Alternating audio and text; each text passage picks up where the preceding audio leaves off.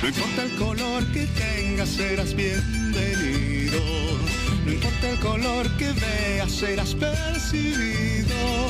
No importa si ya estuviste mucho tiempo a ciegas. Lo que importa es que por fin estás aquí. Porque aquí no hay más fronteras. Esta tierra es toda nuestra. Eres bienvenido. Porque aquí... Mi querida Bolivia, muy buenas noches, bienvenidos a Hora 23. Hoy es viernes y tenemos material especial preparado para todos ustedes, así que, bueno, empezamos presentándole las 5 del día. Señor juez, a tiempo de culminar la audiencia, ha dispuesto de que el Ministerio de Gobierno debe hacerse cargo de la seguridad del señor Romero, ¿no? Por la connotación política del momento. Al finalizar la tarde de este viernes, Carlos Romero fue trasladado al penal de San Pedro con un fuerte resguardo policial. La aeronave 737-800 cuenta con todas las condiciones para atender la demanda nacional e internacional. Ya se recolectó un poco de información respecto a quienes hubieran participado en esta acción vandálica que ha destrozado equipos que daban condiciones de laboralidad allá. Lamentamos muchísimo que sean esas acciones salvajes, que no respetan la propiedad pública, que no comprenden que cuando se destroza infraestructura policial se perjudica al ciudadano. Que se mantenga el salario mínimo nacional en 2122 y que ajustemos el incremento salarial a la tasa de inflación que ha sido 1,47 con lo que ha cerrado el año. Hay que hacer que el poder vuelva a las manos del pueblo. Por eso yo decía, hermanos, esto no se puede quedar así. Este proceso no se puede truncar. Esto tiene que continuar. Hoy están variados los temas, pero también le presentamos las 3 que usted debe saber.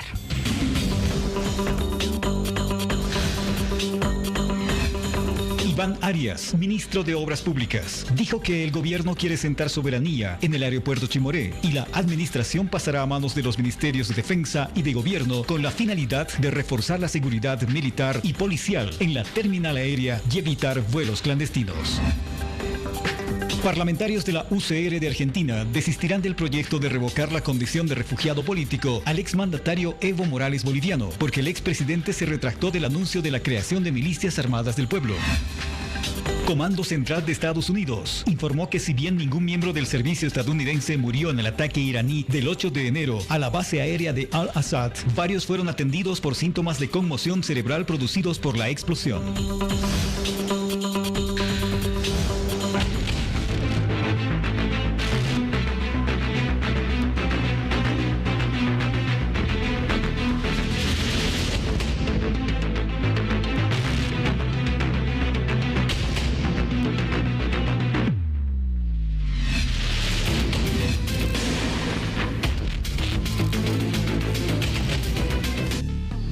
Labores de erradicación de la hoja de coca, militares y policías en las calles, el caso Carlos Romero. Hoy queremos abordar todos estos temas justamente con el viceministro de Régimen Interior y Policía. Estamos hablando del señor Daniel Humérez, a quien le damos la cordial bienvenida. Muy buenas noches, viceministro. Nos saluda desde Santa Cruz. Bienvenido a Hora 23.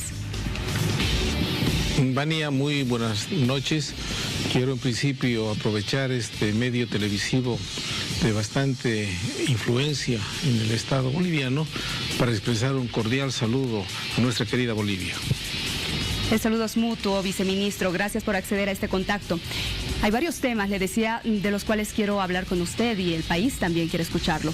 Empecemos hablando del caso Carlos Romero. Él ya ha sido enviado con detención preventiva al penal de San Pedro por el caso de corrupción, presunta corrupción en la Welling.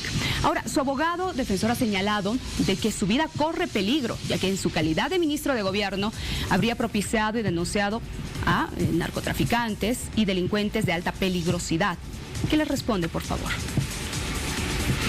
Evidentemente, la autoridad jurisdiccional, en mérito a un requerimiento emitido por el Ministerio Público, ha determinado la aplicación de la medida cautelar de detención preventiva en contra del exministro de Gobierno. Concretamente, ha dispuesto y ordenado la detención preventiva, que la misma debe ser cumplida en el recinto penitenciario de San Pedro. Bajo el argumento de que corre peligro la vida, dejar presente de que en el recinto carcelario hay un orden de vigilancia estricta. Hay funcionarios policiales que tienen una responsabilidad, cabalmente de velar, por una parte, un orden de disciplina entre todos los internos y un orden de clasificación también que se dan a los internos. En ese sentido, simplemente consideramos una total exageración de parte de la defensa del señor Romero en el orden en que la vida del señor exministro corre peligro.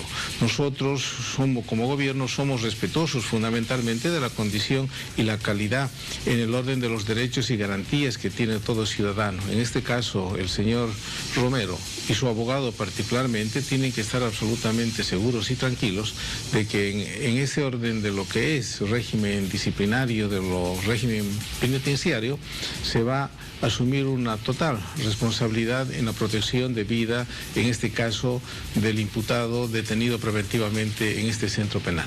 Entonces, ¿se garantiza la seguridad del exministro de Gobierno, viceministro? Es una obligación no solamente legítima y legal, sino es algo humanitario. No podemos nosotros desproteger a una persona que está simplemente en la condición de detención preventiva. La detención preventiva no es una detención formal, indefinida, en función a una sentencia condenatoria, donde se aplica un orden de penalidad.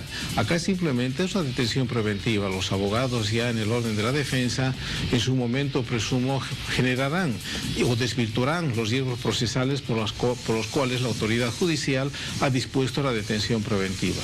Esto no significa que él esté desprotegido, por el contrario, se ha instruido de que se ejerce un control de absoluto cuidado en el orden de proteger y resguardar el orden de estado físico y fundamentalmente la vida, en el hipotético de alguna exageración que tiene la defensa del señor Romero.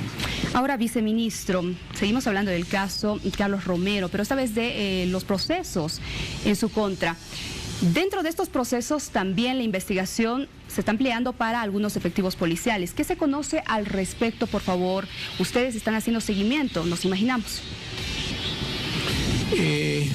En realidad, el tema de los procesos en sí, en el orden formal, corresponde al Ministerio Público y obviamente con la participación del órgano jurisdiccional. Simplemente las referencias, de acuerdo a la información que nosotros hemos asumido, hay un conjunto de delitos que se le atribuye por parte del Ministerio Público en relación a una participación y autoría del señor Romero. Las instancias judiciales y Ministerio Público, en suma, determinarán cuál es la responsabilidad, en todo caso, penal, en orden, reitero, a la participación en relación imperativamente a los ilícitos por los cuales al presente está siendo sometido a este proceso. Puede también procederse a una ampliación de denuncia en función a los actos investigativos que asuma la dirección funcional, es decir, el Ministerio Público a través de los fiscales asignados a cada caso son los responsables a efecto de definir y continuar con los procesos en contra del ciudadano Carlos Romero.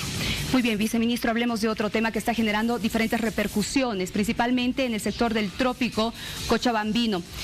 El anuncio de que se van a iniciar las labores de erradicación de la hoja de coca ha generado malestar en los cocaleros. ¿Cuáles van a ser estas labores y cuándo inician, por favor? Bueno, el tema de la erradicación de la hoja de coca en la zona del trópico es algo que se lo ha venido ejerciendo el Estado, ha venido ejerciendo en todo momento y en todo tiempo. En la anterior gestión gubernamental del señor Evo Morales también se ha ejercido un plan de erradicación de coca. Obviamente no ha sido tan intensivo como se lo ha hecho en anteriores gobiernos. Ahora se lo va a ejercer en forma intensiva de acuerdo a lo que determina la normativa en función a la previsión de la otorgación de las 22 hectáreas que se permite, o de las 24.000 hectáreas que se permiten allá en la zona del trópico. Eso de ninguna manera tendría que causar alarma, en razón de que siempre en la zona del trópico ha sido sujeta a la erradicación de la coca. No nos olvidemos que se hizo inclusive en su momento una fuerza de tarea conjunta que se llamaba FTC, donde había un componente de fuerza policial, fuerza aérea y ejército, a efecto de proceder a la erradicación de coca. Ahora, lo que alarma a la población del trópico es de que la intensidad de esta labor de alguna manera es significativo en el perjuicio que se causa al narcotráfico. En la anterior gestión gubernamental hubo mucha permisibilidad en el orden de dar la posibilidad de que mucha gente en el sector del trópico se haya dedicado a fines ilícitos, concretamente al narcotráfico. Es decir, ustedes van a poner, o la policía y quienes estén a cargo, mano dura, los controles van a ser reforzados. No mano dura en esa expresión, sino simplemente vamos a aplicar la ley. Y la ley nos determina parámetros, nos determina facultades, como también así nos determina no cometer excesos. Vamos a ser muy respetuosos en el orden de la erradicación de la coca, reitero, conforme está determinado en la norma. Esto no significa ejercer un orden de intromisión, no significa ejercer atropello. Simplemente hay los elementos policiales que están absolutamente entrenados a efecto de cumplir la labor de erradicación en el orden del respeto a la condición humana y a los derechos humanos, en este caso de la población del trópico. Viceministro, ¿van a intervenir en las denominadas zonas rojas en el Chapare? Todo lo que está significado como zona roja, y si hay la necesidad de ejercer una erradicación intensiva en lo que se denomina zona roja, obviamente, si nos permite la norma y está dentro de los esquemas en función al trabajo que va a realizar los erradicadores, se lo va a realizar. Eso sí, ténganlo por seguro, Vania. Ahora, ¿hay garantías para los efectivos policiales que ingresen a estas zonas rojas? Perdón, no le escucho bien. ¿Hay garantías, le pregunto, para los efectivos policiales que vayan a realizar estas labores, principalmente en las zonas rojas del trópico cochabambino? No, en realidad la garantía es la ley. La ley es la garantía para que nuestras fuerzas policiales tengan que actuar.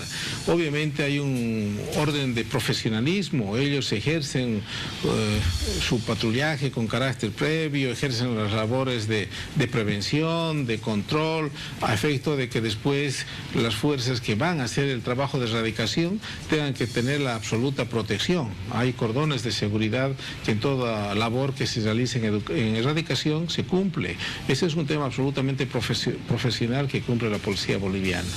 Ahora, ya implica de que de parte de la ciudadanía, de la sociedad civil de la zona del trópico, no es necesario tener una garantía, porque no estamos entrando a negociar, no estamos entrando a consensuar, simplemente estamos haciendo un ejercicio de lo que la ley nos permite y le faculta, en este caso, erradicación de la hoja de coca. En algún momento los cocaleros habrían denunciado de que algunos organismos internacionales pretenden retomar el control en cuanto se refiere a la erradicación de la hoja de coca, pero también la lucha a la interdicción. ¿Esto es así, viceministro? ¿Están recibiendo colaboración o todavía no es un tema que va a ser tratado por este gobierno de transición? No, de ninguna manera se está realizando esta labor de erradicación en función a una negociación con gobiernos internacionales. Nosotros somos un país absolutamente soberano. Estamos manejando esta política de erradicación de la coca porque existe esa normativa y esa es la facultad del ejercicio de lo que es erradicación de la hoja de coca. Tomando en cuenta que esas labores de erradicación de la hoja de coca ya se van a emplear justamente en este sector, ¿qué le dice usted a este sector de los cocaleros que se ha sentido incómodo con este anuncio? Reitero, no tendrían por qué sentirse incómodos. Se sienten incómodos porque se afectan intereses económicos acá. Para nadie es desconocido que la coca excedentaria que se produce particularmente en la zona del trópico va al narcotráfico. Esa es la gente, la que se dedica al narcotráfico es la que se siente totalmente incómoda, porque obviamente se afecta intereses económicos fuertes. Ahora, el grueso de la población civil se dedica a una actividad comercial, hay emprendimiento empresarial, hay banca, hay comercio. En consecuencia, esa gente lo único que hace es cumplir su labor de subsistencia con absoluta tranquilidad. Y y le aseguro que esa gente no tiene ningún orden ni incomodidad. La gente que se incomoda es aquella que se dedica a generar, incentivar el orden de la coca, del narcotráfico, generar insumos para la producción y fabricación de cocaína. Esa es la gente que se incomoda, porque la demás población lo que pide más bien es la presencia policial a efecto de sentar no solamente presencia de Estado, sino fundamentalmente contar con un elemento policial que les genere seguridad en el orden de su vida. Esto es el clamor de la mayor afluencia de inquietudes que tiene la población. Ahora, viceministro, ya hoy día la presidenta ha hecho anuncios importantes con relación, por ejemplo, al aeropuerto de Chimoré. Ha dicho que va a pasar al control de 2 ministerios para evitar irregularidades. ¿A qué irregularidades se refería? Bueno, para nadie es desconocido que por una parte se ha generado el aeropuerto del sector de trópicos, se lo ha hecho un aeropuerto de nivel de afluencia en función a la lógica del anterior gobierno, lo han denominado un aeropuerto de orden internacional, de comercial, de alguna forma, pero los informes que se han generado en el orden técnico han determinado un innecesario presencia de aeropuerto en esa magnitud, porque no existe personas que utilicen un medio de avión para llegar al trópico. Prefieren irse inclusive por el orden de la naturaleza, trasladarse en vehículos particulares, lo que ha determinado de que se tenga que intervenir a efecto de darle mayor utilidad, darle otra eficiencia. De acuerdo a reportes de prensa, se tiene de que infelizmente ese aeropuerto en anterior gestión gubernamental se utilizaba para fines ilícitos. Esto era un elemento que se lo manejaba públicamente, y esto consideramos de que ahora se va a dar otra finalidad. No puede haber un elefante blanco, semejante elefante blanco que se ha hecho en la zona del trópico con la inversión de millones y millones de dólares, tendría que haber tenido otra utilidad. ¿Qué utilidad le darán entonces? Bueno, esa es una política que ya lo van a determinar los ministerios que están a cargo. No se olvide que esto recién se ha determinado hace horas, entonces ya esto con el transcurso del tiempo se verá una mejor utilidad de esa infraestructura. Viceministro, avancemos por favor con otros temas. La presencia policial y militar en las calles ha generado también repercusiones, ¿no? Hay quienes están a favor y otros están en contra. ¿Era indispensable tener esta presencia de los uniformados ante los anuncios de movilizaciones en el país? Bueno, yo creo que la población, por el contrario, ha aplaudido que por inquietud de la señora presidenta Yanine Áñez y también por inquietud del señor ministro de Gobierno Arturo Murillo, se tenga que lanzar estos medios masivos de prevención, fundamentalmente a efecto de dar seguridad ciudadana al conjunto de la población. Hemos tenido una ola creciente delincuencial que ha generado un orden de intranquilidad, ha puesto en zozobra a la población, se ha incrementado el orden delincuencial fundamentalmente, obviamente, aprovechando las horas de la noche. Entonces se ha delineado este tipo de operativos que se hacen con la policía boliviana, con apoyo también de las Fuerzas Armadas, con el único objeto de generar mayor tranquilidad en la población en el orden de brindar mayor seguridad ciudadana. Esto nunca lo hemos visto. No estamos acostumbrados a ver el desplazamiento conjunto de estas unidades, pero la población boliviana tiene que sentirse segura en todas las ciudades de que el único fin de estos operativos, reitero, es brindar seguridad ciudadana. El ciudadano, el hombre común que cumple labores de trabajo, actividades comerciales en horas de la noche, puede sentirse absolutamente tranquilo que con esto vamos a minimizar actividades delincuenciales, en el orden de que nuestra policía, conjuntamente el ejército, sí, van a cumplir celosamente en el orden de resguardar patrimonio, vida y un orden social de tranquilidad. Viceministro, el MAS lo ha calificado como una provocación. Obvio, estamos en una controversia absolutamente política. El MAS simplemente tiene que aprender ahora a vivir bajo un orden de legalidad, bajo un orden de protección que cumple nuestras instituciones. Acá no estamos en el anterior orden político donde se utilizaba a nuestras instituciones para fines estrictamente políticos. Ahora nuestra fuerza policial está al servicio del pueblo. Entonces en ese orden está brindando, reitero, esa seguridad ciudadana al conjunto de los bolivianos. Esto no se lo puede utilizar con una bandera política por parte del gobierno del MAS. Ya no estamos en el carnaval en la que hemos vivido 14 años con total irresponsabilidad y manoseo institucional. Viceministro, cierro con esto, por favor, muy breve, le pido. ¿Se está haciendo seguimiento a posibles grupos que pretendan sembrar terror, incertidumbre en la población? Hay organismos que tienen la función, obviamente, de ser una labor de prevención.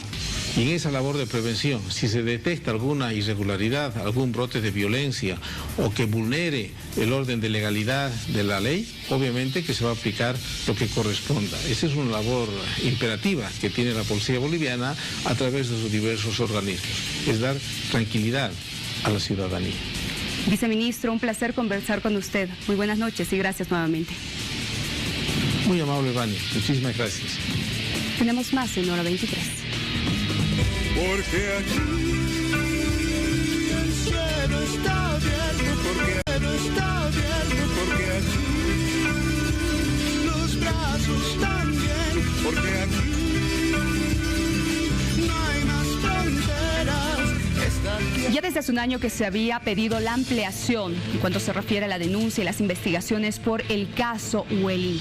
¿Qué significa esto? Se había denunciado hechos de corrupción y es que la diputada Rosemary Sandoval ha pedido la ampliación para el exministro de Gobierno, el señor Carlos Romero, como la MAE, ¿no?, de todo lo que se había realizado de esa institución, además, y otras personas. Hoy estamos en contacto justamente con la diputada, le decimos buenas noches, pero antes de empezar a hablar con ella, justamente vamos a presentarle lo que ya ha resuelto hoy la justicia en el caso Carlos Romero y estos presuntos hechos de corrupción.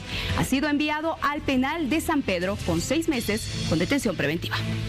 ¿Cómo es posible que a mí me notifiquen el 9 de enero y supuestamente recién el 10 de enero hagan la notificación para el control jurisdiccional?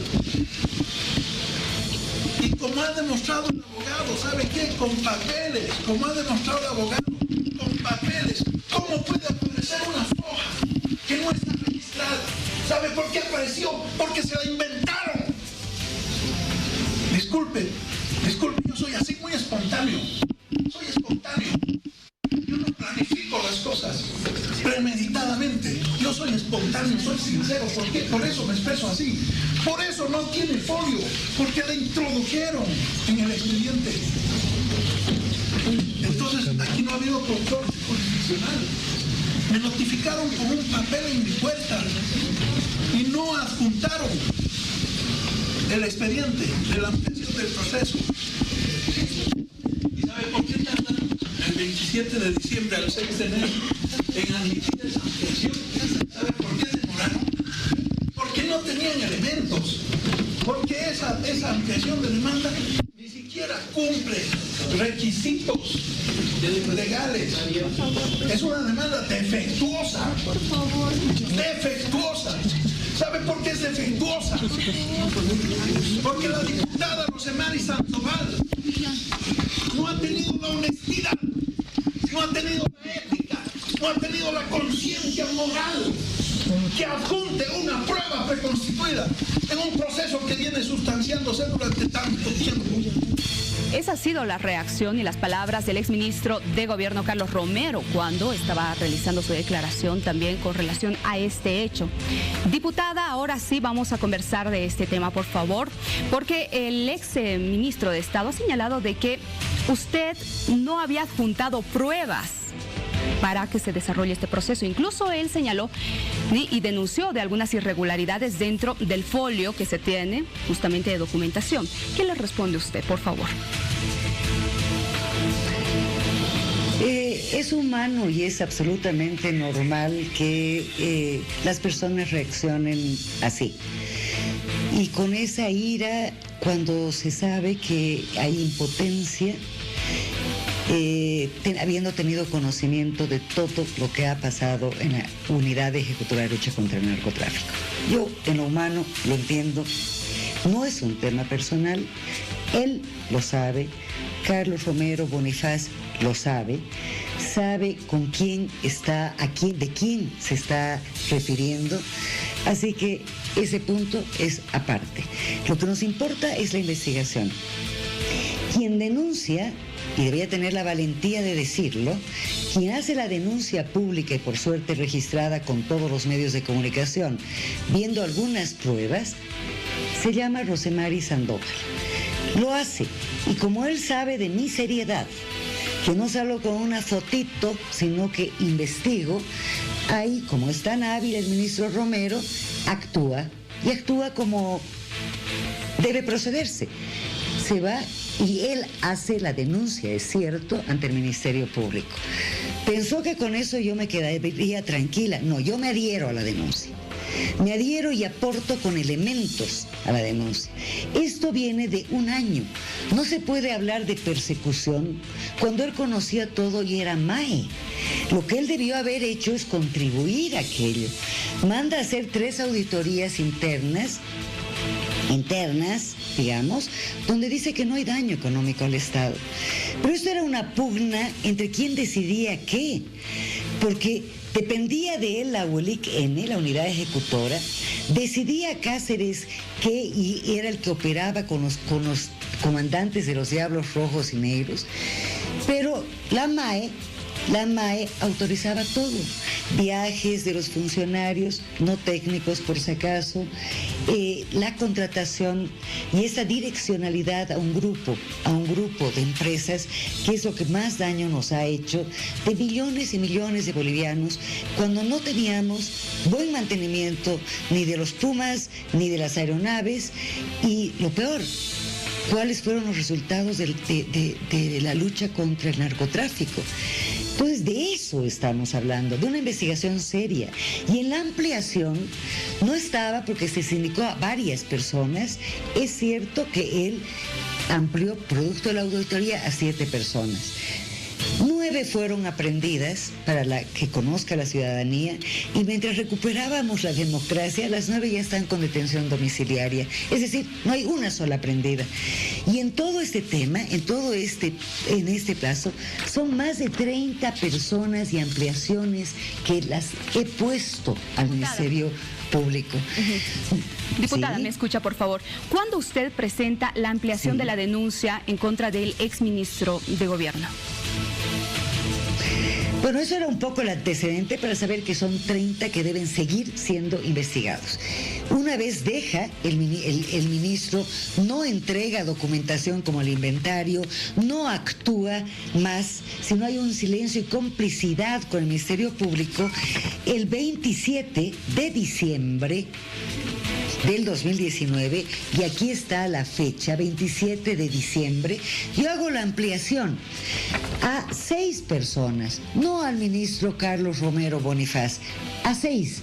Él como MAE, a Felipe Cáceres, que entró como a su patio trasero y no le hicieron nada, que vuelva a declarar y ampliar. A Cecilia Urquieta, que fue una ex coordinadora, que la puso por si acaso Carlos Romero, y ahora entiendo que está en Argentina acompañando a su jefe, y que estuvo 3 meses y en esos 3 meses hizo irregularidades. Por esas irregularidades nosotros complementamos información de las irregularidades. A Jimena Verdeja Montero, porque era la ex jefa financiera de la ULIN, que nunca la convocaron. Y no es que se quiera que vayan presos, sino que coadyuvan en la investigación. Quien firma los recursos tiene que saber a quién, por qué, dónde se ha dado. Por algo no se la llamaba. Y a 2 militares más. Entonces, esto se presentó en aquella fecha. Yo por eso, ante lo que ha sucedido ahora, insto al Ministerio Público a que se retome la independencia y la institucionalidad, que no se manejan las cosas por teléfono, y que evidentemente se cumpla y se amplíe, se convoque a todo el listado que tiene el fiscal que está a cargo de esto, que ha obstruido mucho, y debo decirlo, por eso tuve que hablar con el fiscal departamental, y así todos vamos a tener resultados sobre esta investigación, pero nos interesa recuperar también los recursos, diputada, y que la Interpol actúe, diputada, que vengan. De eso se trata. Con todos estos antecedentes que usted nos da y ya el tiempo que ha pasado de la denuncia de estos presuntos hechos de corrupción, usted ha detectado irregularidades y lo ha mencionado en algún momento, ¿no? ¿Nos podría explicar, por favor, cuáles los operadores de justicia habrían actuado mal? A ver, como era tan grande, tardan en ir en buscar a la gente. La comisión investigadora no tenía para pasajes, ni para viáticos, ni para poder ir a Santa Cruz. El hangar de los Diablos Rojos estaba ahí. Dejan pasar como 2 meses después de la denuncia 3, tiempo necesario para que los operadores, el consorcio, se vaya. Cuando van e intervenimos, porque yo acompañé a los fiscales, se agarra un helicóptero, no lo pudieron cargar, el helicóptero nuevito, ¿no?, que estaba a nombre de otra empresa de la hija. Eso era familiar. El hangar era de la esposa. Y aquí había una complicidad también con el tema de los Diablos Rojos, y en el caso de Santa Cruz, porque operaban y trasladaban de un hangar a otro. Entonces ya ahí hubo obstrucción, dejaron irse. Había un solo boliviano del consorcio que lo podían haber citado en Santa Cruz. Yo acompañado, no les dio la gana de citarlo. Volvieron, y en un segundo viaje, cuando ya el boliviano Mojica, que tenía una pollería, sabía la dirección, todo, se fue. Entonces recién fue la comisión investigadora. Esto, digo, porque había obstrucción por parte de la Fiscalía. Entonces, nos estamos refiriendo a este tipo de cosas. Entramos al hangar y vemos los repuestos, que casi vacío, y nunca hubo el inventario, nunca lo proporcionó. Nunca quisieron actuar ni con él, ni con pedir la auditoría externa, pero tampoco requerir mayor información. Pensaron que con tenerlos por unos cuantos mesecitos a 6 personas, y esto estaba solucionado. Este era el modus operandi. No es que querramos presos, no es la intención. Y si tienen que ir presos porque son responsables, tienen que hacerlo. Lo que queremos es que la investigación se acelere y que todo vaya en el curso que corresponde. Yo por eso nuevamente insto al Ministerio Público. Aquí hay 30 personas que tienen que ser citadas, que debíamos reforzar el apoyo al Ministerio Público, porque si no pueden hacer su trabajo porque no tienen para viajar, entonces estamos liquidados las bolivianas y bolivianos. No nos olvidemos que son 6 de los ministerios más grandes los que conforman el CONALTIT. Quien preside es el presidente, en este caso nuestra presidenta. Por eso es la mayor preocupación, para que en ningún momento quede mal la presidenta ni ninguno de los ministerios, y todos debemos coordinar, y aplaudo porque se ha coordinado con el Ministerio de Justicia, con el Ministerio de Gobierno finalmente, y por eso tenemos los resultados que tenemos en justicia, con el nivel de transparencia. ¿Qué otras exautoridades? Esto nos va a hacer bien a todos. ¿Qué otras exautoridades y de qué ministerios deberían ser convocados también dentro de estas 30 personas, por favor? A ver, yo voy a mostrarles, no sé si se puede ver, un organigrama que es lo que significa el CONALTIT. Esta es parte de un boletín de mi informe anual que hago, pero aquí, el CONALTIT lo preside el presidente. No estando el presidente, cae en manos directas del Ministerio de Gobierno. Porque hablamos de instituciones, no de personas, el Ministerio de Gobierno. El otro brazo operativo, evidentemente, porque se trata de la lucha contra el narcotráfico, es el Viceministerio de Defensa Social y Sustancias Controladas. Un hombrecito, el zar Felipe Cáceres, que no salía afuera, ¿no? Nunca nos daba la cara ni a los medios ni a nada. Él operaba por abajo. Debajo del Ministerio de Gobierno, la Unidad Ejecutora de Lucha contra el Narcotráfico. La policía, la FELCN, que también tiene que estar. Entonces, quienes han pasado por todo aquello debían estar. Los ministerios. Ministerio de Economía y Finanzas. ¿Por qué? Porque de él depende la aduana y naturalmente el tema del TGN y los desembolsos. Aquí había una partida cero que se daba recursos, que eran los recursos antes de gastos reservados. Incentivos, llamémosle, a policías, militares y lo raro, civiles, que apoyan en la lucha contra el narcotráfico, o sea, que van adentro, hacen interdicción, o sea, que están adentro. ¿Y cuáles son los resultados? ¿Y por qué civiles? Hay una cuestión rarísima ahí, y eso era evidentemente plata no transparentada que debía hacerlo el Ministerio de Finanzas, además de qué es lo que entraba por aduana. Porque por aduana tenía que entrar todos los repuestos, todo lo que importaban este consorcio que se paseaba de ministerio en ministerio. Ministerio de Defensa, porque del Ministerio de Defensa dependen las fuerzas de tarea conjunta, Diablos Negros y Diablos Rojos, quienes solicitaban, porque este es un tema técnico altamente delicado que no cualquiera pues puede, o un piloto común entender, o un mecánico común. No estamos hablando de aeronaves especializadas, traídas, que dejó la NAS, etcétera. Entonces ahí están ambos. Ministerio de Obras Públicas, de él depende obviamente la DGAC. Aquí también entra salud por el tema de los medicamentos, de narcóticos, etcétera. Pero esa es la estructura. Todos debían dar la cara, las cabezas, dar una explicación y las dependencias. Entonces, como todos estaban involucrados, prefirieron callar esto y decir, demos la razón, pongamos a 8 personitas en la cárcel y esto iba a quedar ahí. No, yo tengo una cronología de por lo menos 3 ampliaciones por mes que he presentado al Ministerio Público. Ahora, y no voy a dejar la investigación.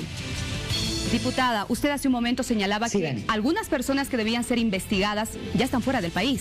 ¿Existe el riesgo también de que otras personas se vayan? Pero por supuesto, seguro. No, porque empezando porque o están cobijados muchos, ¿no? Es decir, las cabezas bajo refugio, ya no se entiende qué es lo que van haciendo los ministros, pero hay algunos que están ahí caminando y naturalmente tienen que dar razón y cuenta. Y no solamente porque esto se inicia, el tema de la N con Sacha Llorente, que fue ministro de gobierno, pero el auge en el tema de esa direccionalidad se da lamentablemente en la gestión, porque ahí está Moldis, también pasa por medio, que sabe y que también debe declarar y aportar, pero el grueso lamentablemente ha pasado por las manos de Carlos Romero. Entonces, cuando hice mis ampliaciones, estaba Moldis, están todos. Es decir, lo que pasa es que había complicidad. Este es un momento que es un momento diferente en el país y que lo que... Y yo espero que el Ministerio Público recupere dignidad. Nosotros queremos justicia, queremos libertad, queremos estar seguros y esto pasa evidentemente por reconducir la institucionalidad, pero esclarecer todos estos temas que quedan pendientes. Diputada, usted ha sido clara, va a continuar con este proceso, va a hacer el seguimiento correspondiente hasta que todas las personas que estarían involucradas en estos presuntos hechos de corrupción den la cara. Así lo ha señalado. Le agradecemos por este contacto. Un placer. Que le vaya muy bien, muy buenas noches.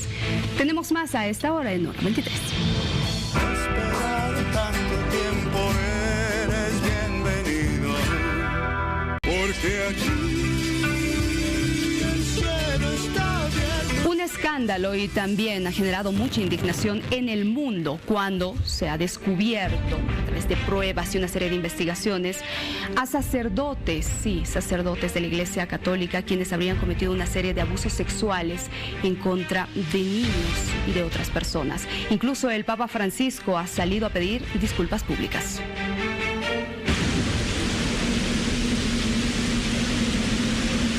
Con 9 Mi madre tenía echada relación con este sacerdote que había estudiado con un tío mío en el seminario, por eso había tanta confianza.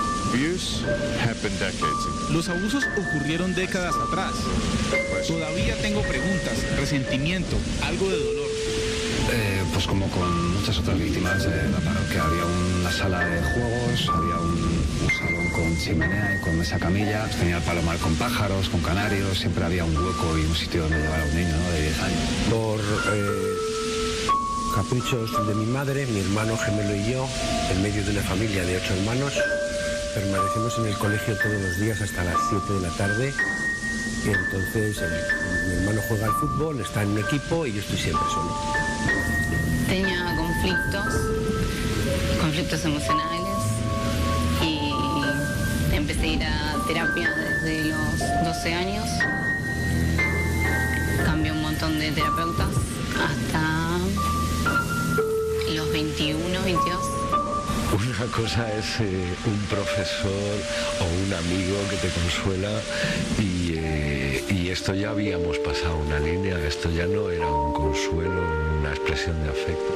Me empieza a tocar, me empieza a preguntar si estoy muy solo, que por qué estoy solo, que si nadie me presta atención y creo recordar que me cita para otra ocasión siguiente. Y es en esa segunda ocasión en la que me siento interpelado a hacerme cargo de todo el mal que algunos sacerdotes, del daño que han hecho con los abusos sexuales de los niños. La Iglesia es consciente de este daño, es un daño personal, moral de ellos, pero hombres de Iglesia. Y no vamos a dar un paso atrás en lo que se refiere al tratamiento de estos problemas y a las sanciones que se deben poner.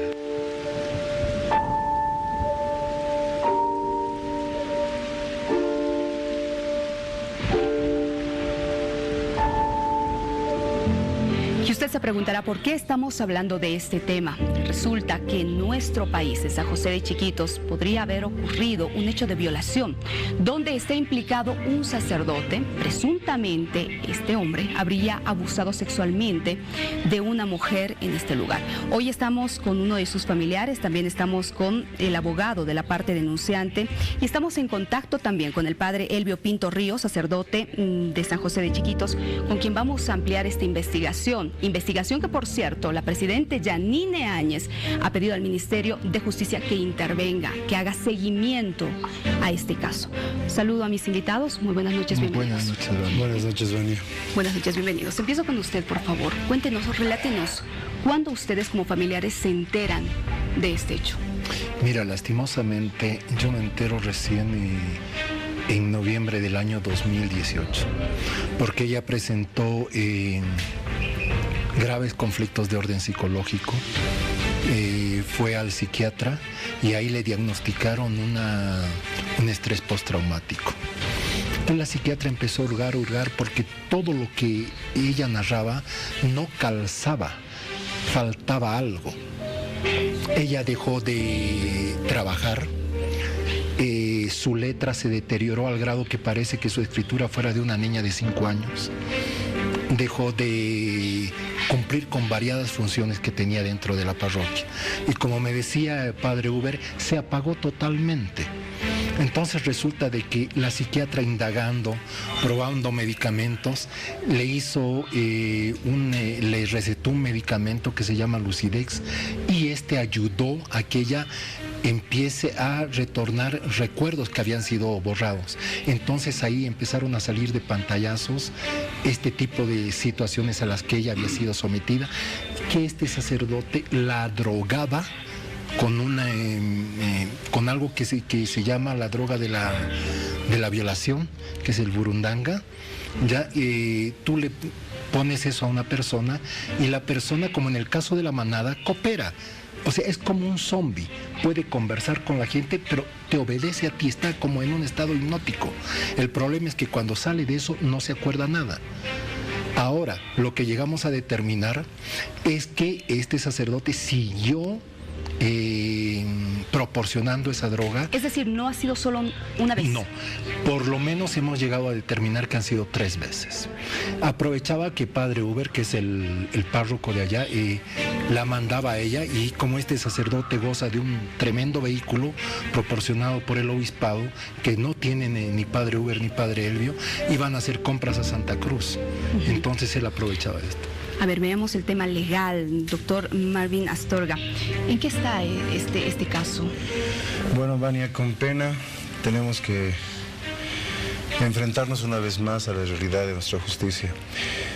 El momento que la víctima acude ante el Ministerio Público, luego de haber podido recordar algunos episodios traumáticos respecto a la agresión sexual que habría sufrido, el fiscal Clovis Ugarteche en una primera instancia se niega a recibir la denuncia. ¿Por qué?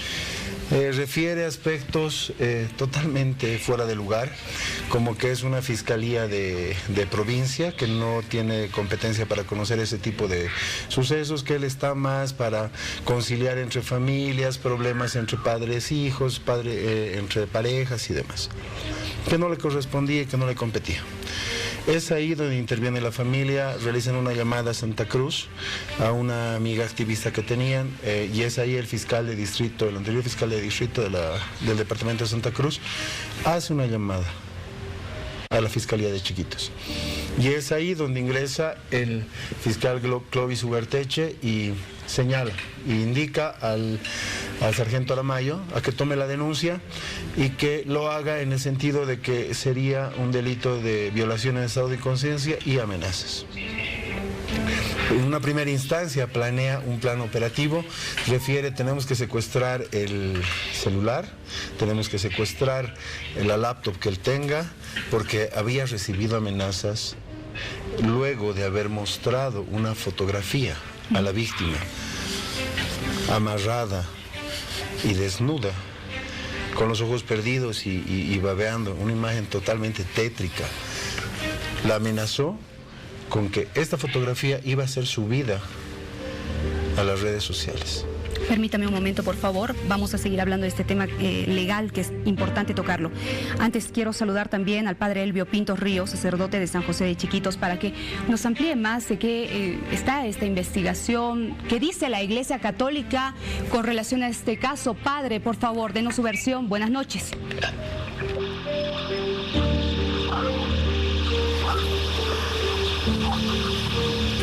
Padre, adelante, lo escuchamos, por favor.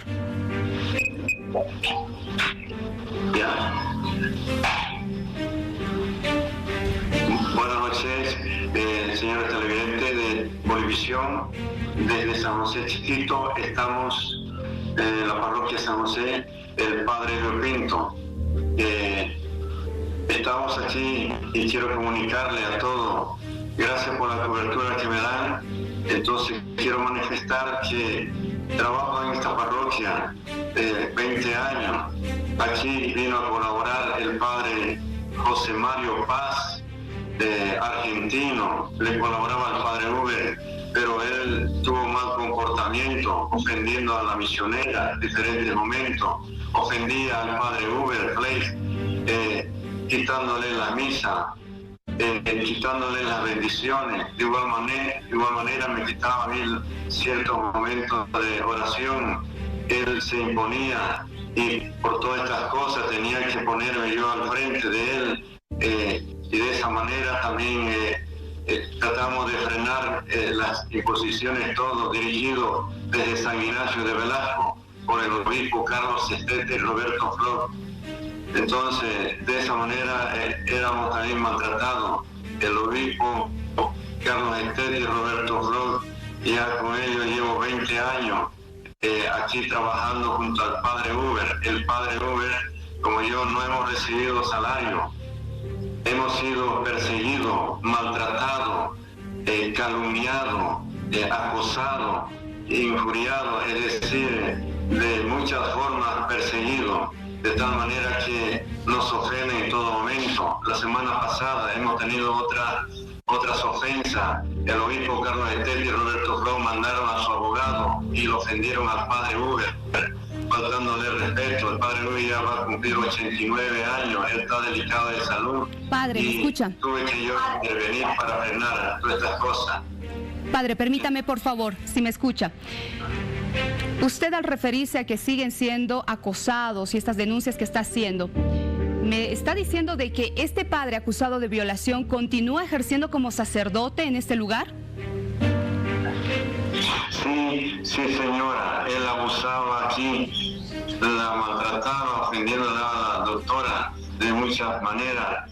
Abusaba también del padre Uber, que es anciano, le quitaba las misas, le quitaba las bendiciones. De igual manera, para mí, yo tenía que hacerle frente, pero por todas esas cosas se ha llegado a la fiscalía. Entonces he podido denunciar estos atropellos, y todo dirigido desde San Ignacio de Velasco por el obispo Roberto Flau y Carlos Estel. Entonces, de esa forma querían cansarnos al gobierno y que salgamos de la parroquia. Anterior semana también mandaron al abogado de San Ignacio y ofendió al padre Uber. El padre Uber va a cumplir 89 años de edad. En unos 3 meses más, sí, él está delicado de salud y no puede ser porque él venga a provocarle alguna enfermedad, y tuve que intervenir yo, me llamaron y tuve que intervenir. De esta forma se fueron ellos. Entonces, trabajamos 20 años aquí en la parroquia, no recibimos salario, no recibimos bono, no recibimos vehículos para la pastoral, ir a la comunidad, dar atenciones espirituales. No recibimos prácticamente nada. El obispo no solamente a nosotros nos debe salario y bono, sino que aquí hay gente que trabaja como la misionera, trabaja 9 años al servicio de la parroquia. Padre, permítame por favor. Padre, permítame para seguir hablando de este tema. Tenemos un audio en el que se escucharía a este padre acusado de presunto hecho de violación justamente en este lugar, quien estaría realizando una serie de amenazas. Escuchemos y luego comentamos. Está bien. Es hora de que el doctor te vea. Un poco de cirugía. No supiste guardar mi pasado. A ver, ¿qué quieres? No supiste guardar mi pasado. Chao. ¿Quieres hablar? ¿Qué quieres? No quiero hablar con nadie. ¿Qué quieres? No quiero hablar con nadie. ¿Solo quieres amenazarme? ¿Solo quieres manipularme? No ¿Cuál me es interesa. el problema? Déjeme en paz. No se acerque a mí. No se acerque anda a la policía. Anda a la policía. No se acerque. Yo voy a venir cuando quiera. Usted no se acerque a mí, por favor. Esta foto la va a salir publicada. No me interesa. Vas a ver. No se acerque a mí. Sí. ¿Qué te crees? No se acerque a mí. No se acerque a mí. No se acerque a mí. Anda a la policía. No se acerque a mí. Anda a la policía. No se acerque a mí. Anda a la policía. No se acerque a mí. Cuidado no se acerque conmigo. a mí. Cuidado. ¿De quién es esa voz, por favor? Es la voz del sacerdote argentino del Verbo Encarnado, José Mario Paz, y de la víctima. Ahora, este proceso que se está desarrollando, que se está siguiendo, me llamó mucho la atención el hecho de que este sacerdote continuaba allá en este lugar. ¿Qué antecedentes más tiene? ¿Cuánto tiempo estuvo trabajando en San José? Bueno, el agresor, como bien lo dijo el familiar, responde a una misión argentina, al Instituto del Verbo Encarnado. Es importante señalar este extremo, ¿por qué? Porque este instituto tiene, y es de conocimiento público, antecedentes de que los párrocos, los sacerdotes, los curitas, como queramos llamarlo, que pertenecen a esta misión, tienen antecedentes de pederastras y tienen antecedentes de violaciones. Incluso el mismo Vaticano es de conocimiento público que ha pedido el cierre y el cese de este instituto. Bueno, es importante señalar esto, ¿por qué? Porque en la diócesis de San Ignacio de Velasco, que es la más grande de Bolivia, la más potentada económicamente incluso, se ha convertido en el refugio de estos misioneros. Es muy fuerte la declaración que usted hace. Claro que sí, y tenemos el respaldo y la moral para hacerlo. Acaba de escucharlo al vicario, párroco de San Ignacio de San Ignacio de Velasco y de la iglesia de San José de Chiquitos, ¿no es cierto? Él reconoce, él también denuncia, y lo denunció también de manera pública. La víctima de violación es una víctima colateral sobre un ejercicio de poder que realiza, como lo ha vertido el vicario de la iglesia de San José de Chiquitos, el obispo de esta diócesis, que es Roberto Floch, y el obispo en mérito y ahora ecónomo del mismo obispado, Karl Stetter. Son estas dos personas que ejercen violencia, no solamente sobre ahora sobre la víctima, quien habría denunciado la violación, sino este es un tema que es recurrente y data de hace mucho tiempo atrás, sobre los dos párrocos y vicario que en este momento, siendo parte de la iglesia, se han puesto y han sido las únicas personas que han protegido a la víctima. Ahora, lo que no llegamos a comprender, y seguramente mucha gente también en casa, es que si hay una denuncia por violación en contra de un sacerdote, ¿este no debería ser separado, alejado, mientras dure este proceso de investigación? A lo que te refieres, Vania, es 100% cierto. Existe dentro del procedimiento penal lo que se llaman medidas de protección o garantías constitucionales, ¿no es cierto? Efectivamente, el Ministerio Público las ha hecho que se brinden estas garantías constitucionales, apelando incluso a varias instituciones vivas de propio San José de Chiquitos. El problema es el siguiente, Vania. El hecho de que el violador o el presunto violador sea un sacerdote ha causado conmoción entre grupos sociales dentro de la comunidad.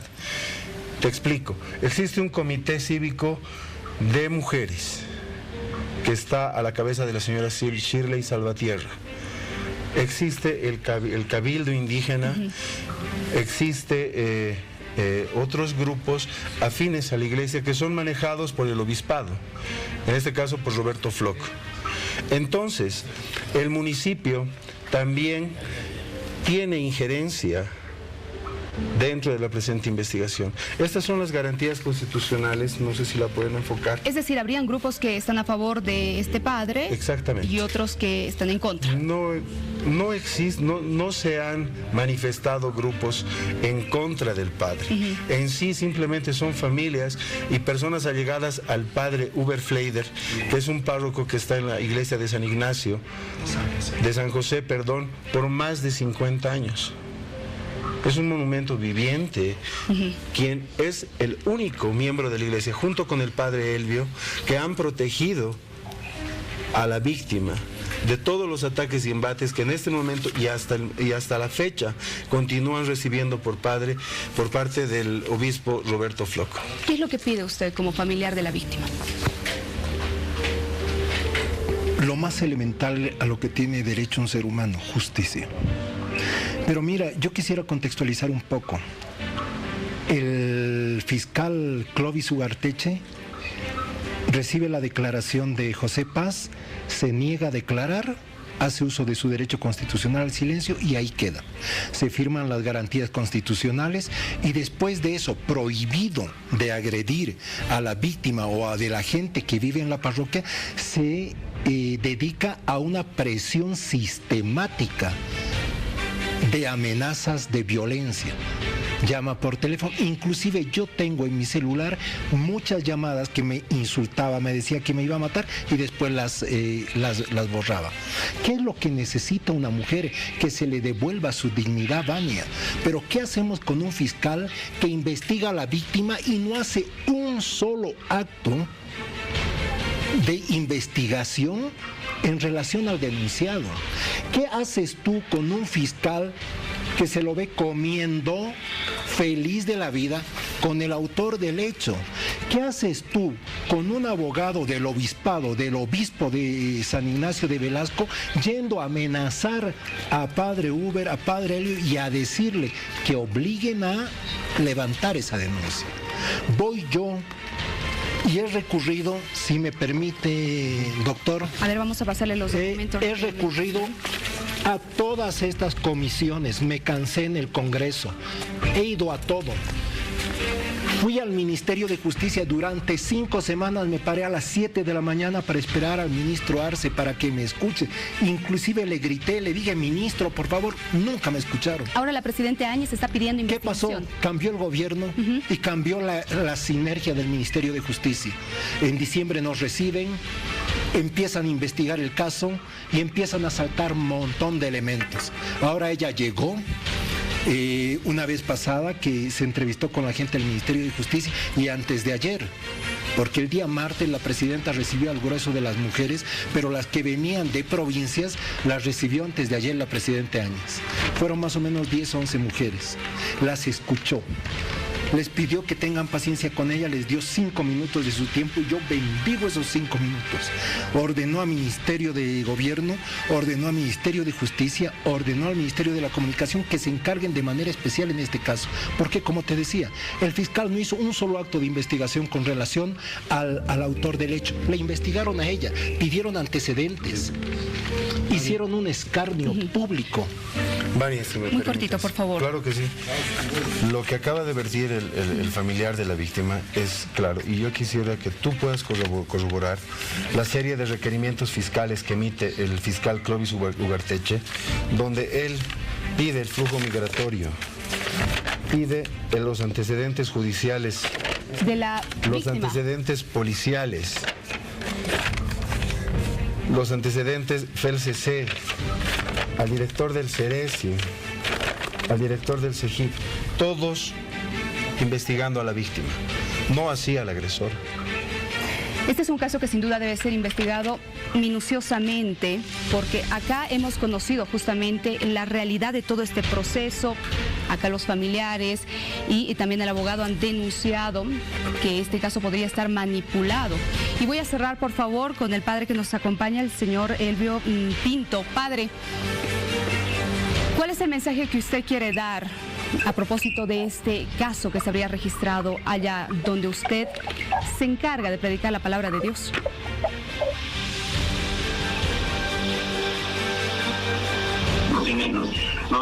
No se escucha bien.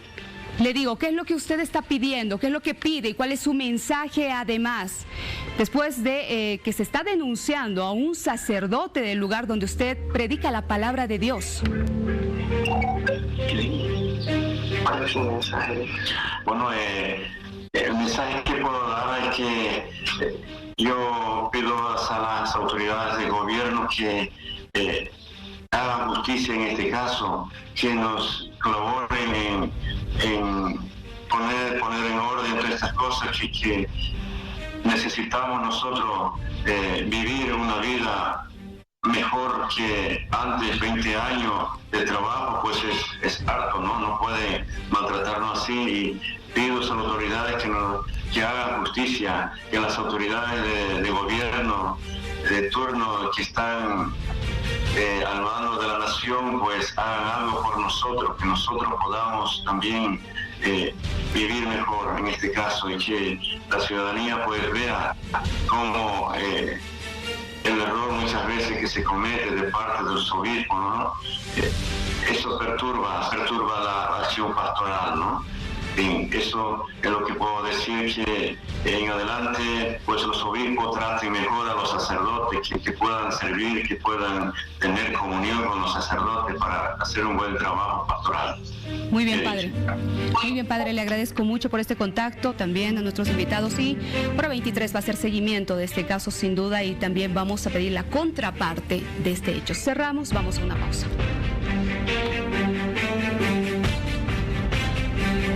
Porque aquí los brazos también, porque aquí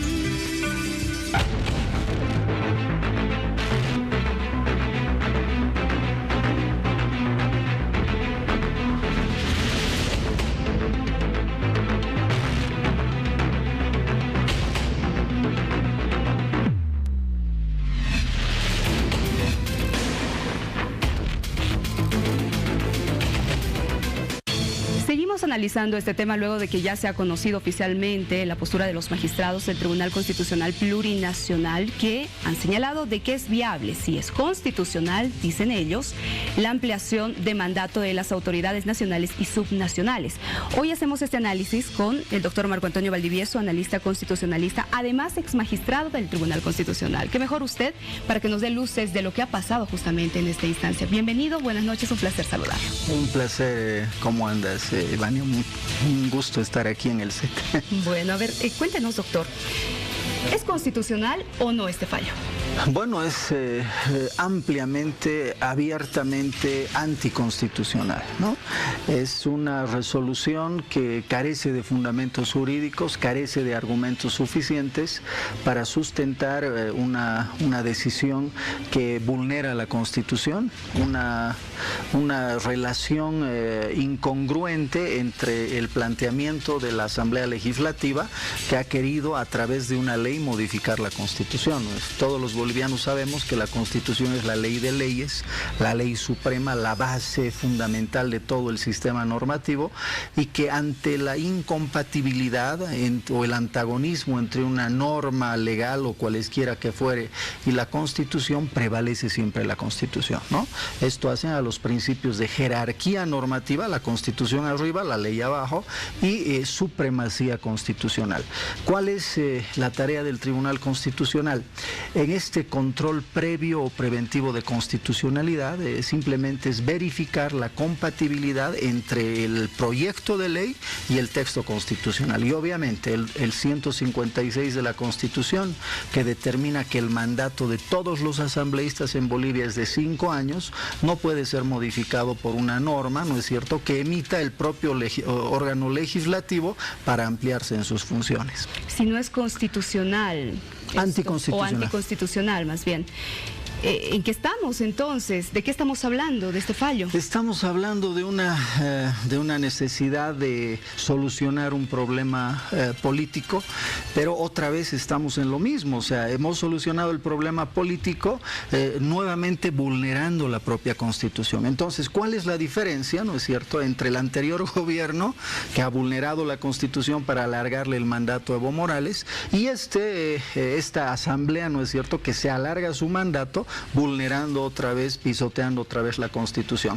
No creo que haya sido la solución a este problema, y vale la pena desde la perspectiva ya política, no jurídica, porque desde la perspectiva jurídica pudieron haber invocado el estado de necesidad constitucional, que está doctrinalmente aceptado, sustentar más sus argumentos para hacer semejante barbaridad, pero desde la perspectiva política no sé si la solución vaya a ser peor que la enfermedad. Es decir, ¿estos magistrados podrían enfrentar un juicio, un proceso?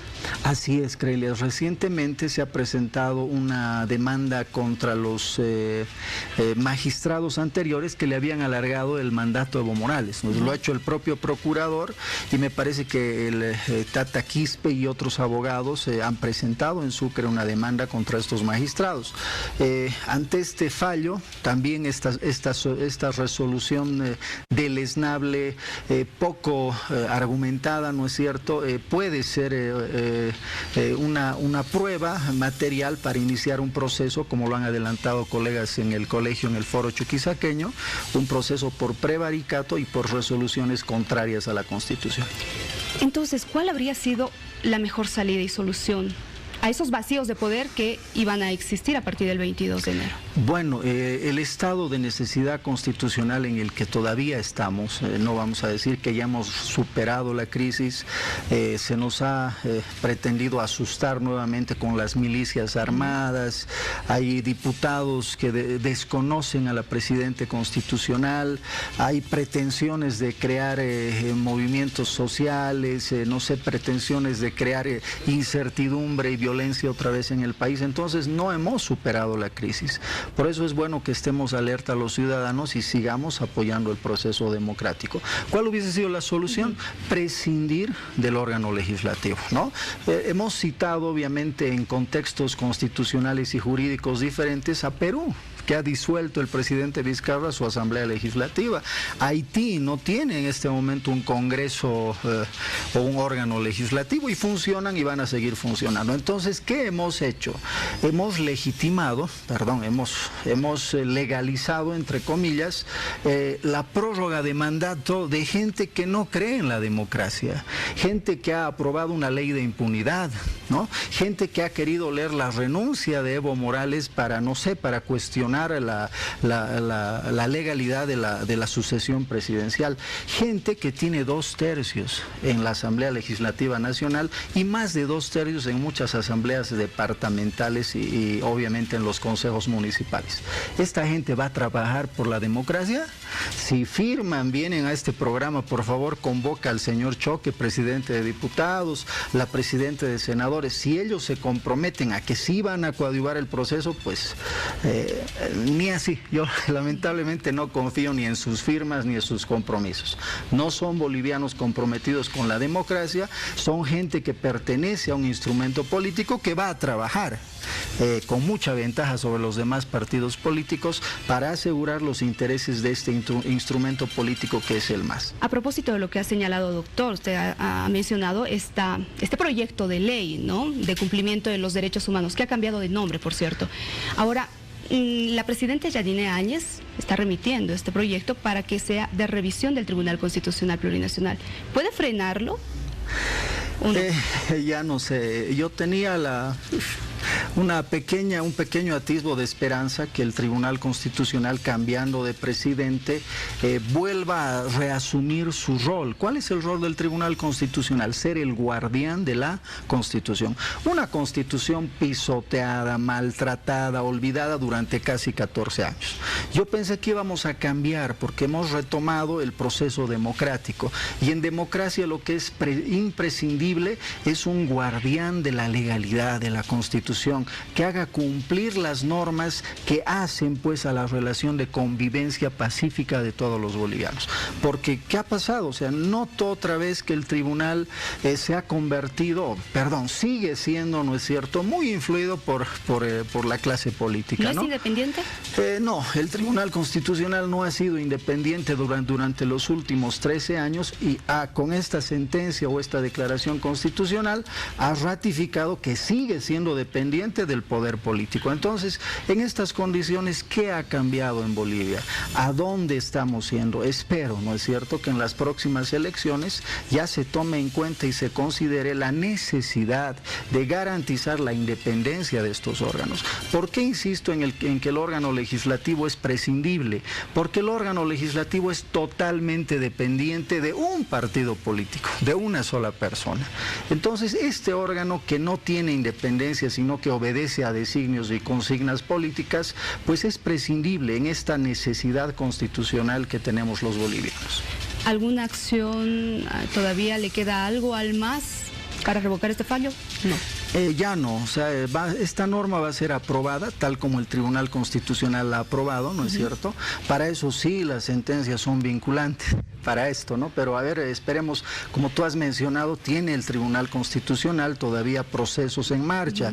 Acordémonos que el propio Procurador General del Estado ha presentado un recurso, una acción pretendiendo anular la sentencia 84/2017 que le alarga el periodo constitucional a Evo Morales.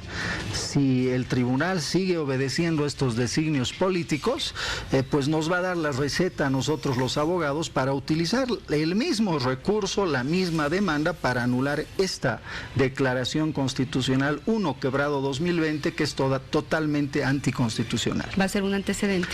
O sea, estamos ante una incertidumbre jurídica, no sabemos ya qué es lo que va a pasar en el Tribunal Constitucional. Esto pasa cuando el guardián de la Constitución entrega la Constitución a manos e intereses de los políticos. Esto pasa cuando la ley de leyes, nuestra ley fundamental del Estado, que debiese ser la base de la convivencia pacífica entre los bolivianos, no les interesa, ¿no? Cuando hay un artículo que les molesta, lo cambian, lo obstan y ni siquiera lo mencionan. Gracias, doctor, por haber venido. Un placer conversar con usted. Bueno, perdón por la vehemencia, pero molesta a un constitucionalista que en un proceso ya de recambio democrático se siga pisoteando la Constitución. Que le vaya muy bien. Lo vamos a invitar para otras oportunidades. Gracias, Vania, favor. gracias. Y hoy permítame agradecer el hermoso atuendo que estoy luciendo gracias a Coconut. Sí, es una tienda especial dirigida para todas ustedes. Estamos ubicados en el centro de la ciudad de La Paz, en la calle Mercado, el edificio América, local 105. Ya saben, ropa moderna y funcional solo para ustedes. Y así llegamos a la parte final del programa. Amigos, que tengan un excelente fin de semana. Que Dios les bendiga. Permiso y buenas noches. No importa el color que tengas, serás bienvenido. No importa el color que veas, serás percibido. No importa si ya estuviste mucho tiempo a ciegas. Lo que importa es que por fin estás aquí. Porque aquí no hay más fronteras. Esta tierra es toda nuestra.